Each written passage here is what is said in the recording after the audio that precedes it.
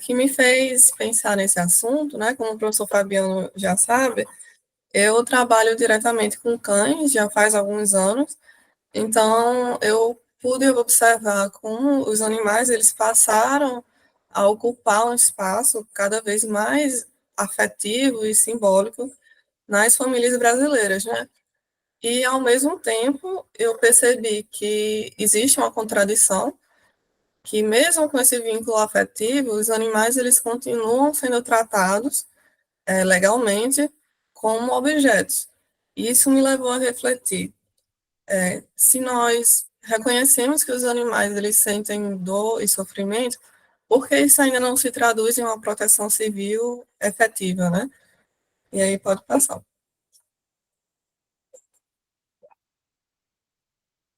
Bom, o objetivo central da pesquisa foi discutir a possibilidade de indenização por danos morais decorrentes do sofrimento animal e busquei com isso responder essas quatro perguntas. A primeira, né? É possível que os animais não humanos eles possam receber indenizações de danos morais por atos que lhe causem sofrimento? Os animais eles podem figurar no polo ativo de lides judiciais? E se há possibilidade de reparação, qual seria o tipo de responsabilização que incide? Por fim, quais são os avanços doutrinários e jurisprudenciais na matéria, né? Pode passar, professor.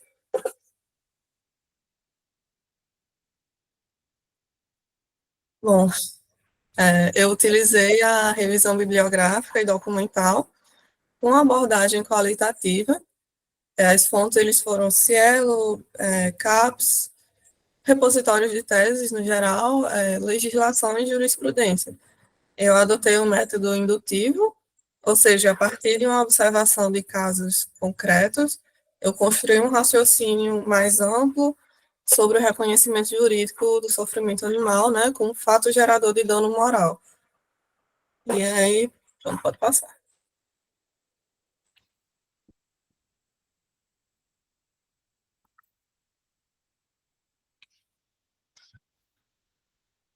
Resultados, os fundamentos e contradições.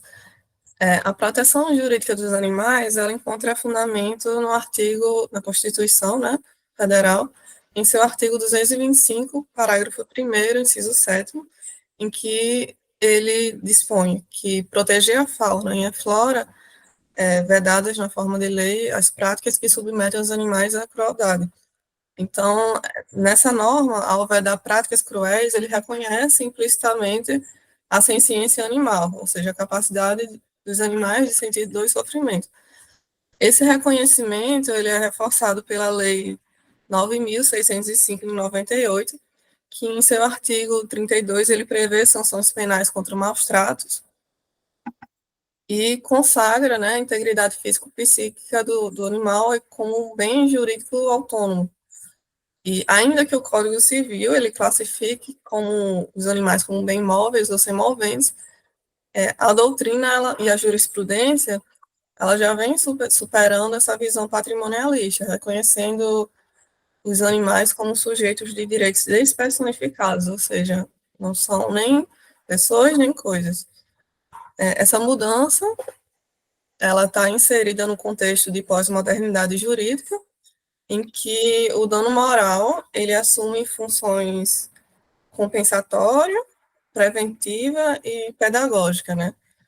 O sofrimento animal ele vem sendo admitido como um fato gerador de dano moral, considerando evidências científicas da ciência e da capacidade dos animais de experimentar bem-estar ou mal-estar. Pode passar, próximo. Responsabilidade de jurisprudência. Na jurisprudência, já se reconhecem indenizações por danos causados aos animais, e em alguns casos o valor ele é destinado ao tutor, em outros ele é destinado diretamente ao bem-estar desse animal, ou a fundos de proteção animal, como ONGs e etc., né? O que representa um grande avanço. Além disso, a responsabilidade civil ela pode ser objetiva, né? Somando aí o artigo 936 do Código Civil, junto ao Código de Defesa do Consumidor, que cria uma base para a responsabilidade objetiva, que é justamente aquela responsabilidade em que não é necessária a comprovação de culpa, e para configurar. Sim, aí, nesse exemplo, temos a decisão, né, do TJ do Rio Grande do Sul, que ele aplicou justamente o artigo 14 do Código de Defesa do Consumidor, do risco inerente à atividade empresarial. Foi um caso em que um cachorro ele foi queimado durante um banho-tosa e, né, o TJ justamente reconheceu essa possibilidade de aplicar o Código de Defesa do Consumidor à atividade empresarial. Além disso, né, para configurar a defesa de indenizar, é necessário identificar a conduta, por ação ou omissão, que viole o dever do cuidado. O dano ele pode ser material ou moral e o nexo causal entre ambos, né, conduta e dano. O dano ele pode envolver tanto o sofrimento físico e psíquico do animal, quanto o abalo emocional reflexo do tutor. E quanto à legitimidade processual, a incapacidade dos animais de agirem em nome próprio, né, ele exige uma representação ou substituição em juízo. Tem um decreto 24.645 de 34, que ele prevê expressamente a atuação pelo Ministério Público ou por sociedades protetoras dos animais que passam a integrar essa relação processual, defendendo os interesses alheios dos animais, né? Então, a gente tem algumas decisões emblemáticas, como o Tribunal de Justiça do Paraná, que reconheceu essa possibilidade no caso de Rambo e Spike, e o TJ de Santa Catarina, que reforçou essa lógica no processo de Tom e Pretinho, né? Fixando indenização direta ao bem-estar animal. E até o desembargador dessa decisão de Santa Catarina, ele afirmou, né? Não há como reconhecer um direito aos animais sem lhes conceder o direito de defendê-los em juízo. Por fim, observa-se um movimento legislativo crescente, né, e relevante, principalmente quanto ao PL 6.799, de 2013, que é intitulado Animais Não São Coisas, que propõe reconhecer formalmente os animais como sujeitos de direito em consonância com a evolução jurisprudencial e doutrinária. Pode passar.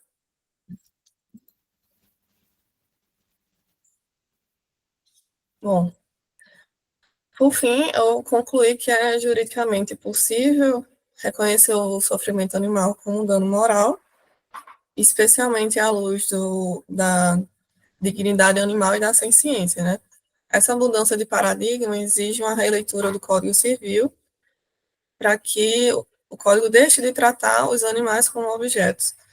E o estudo ele também mostrou que já existe base normativa e jurisprudencial para o dever de indenizar diretamente os danos extrapatrimoniais sofridos pelos animais, sem que isso dependa exclusivamente da dor ou do prejuízo do tutor, que é justamente o que era definido até agora, né?